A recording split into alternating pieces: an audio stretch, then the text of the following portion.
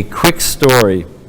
I actually heard Prabhupada narrate this. You take it as you like.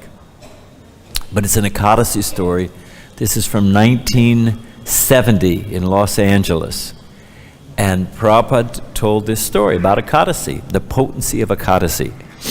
Prabhupada said, I was sitting right there. I'm just telling it as Prabhupada told it. Prabhupada said he had a Muslim friend. And his Muslim friend would sometimes go to his house. Prabhupada would host him for lunch.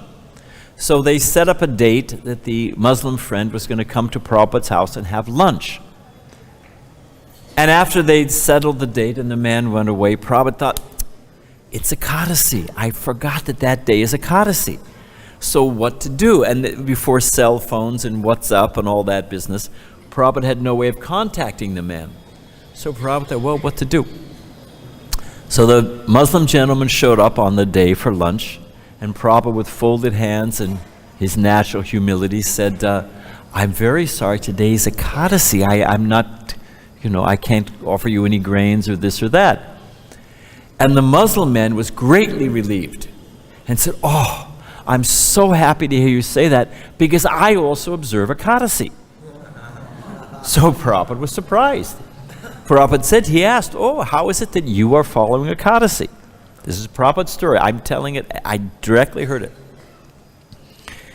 So, the Muslim man said that one day he was coming through a forest and he heard some laughing. So he went off the road to see what the laughing was, and there was a group of ghosts, and they were all laughing and dancing. And the Muslim gentleman inquired from them, why are you laughing? And they said that tomorrow this rich man will come into town on his horse, the horse will stumble, he'll fall and crack his head and die, and because he is greatly shocked, he'll become a ghost like us. Ha ha ha ha ha. Prabhupada's story. So the next day, the Muslim gentleman, compassionate person, he wanted to warn the man that, you be careful, your horse is going to stumble, you're going to crack your head. But before he had a chance to do it, he saw the man riding. Sure enough, the horse tripped, the man fell off, cracked his head, and died. The next day, after the man had passed away, our Muslim friend is going through the forest again. But he doesn't hear laughing, he hears crying. And he goes and checks with the ghosts. And the ghosts are lamenting.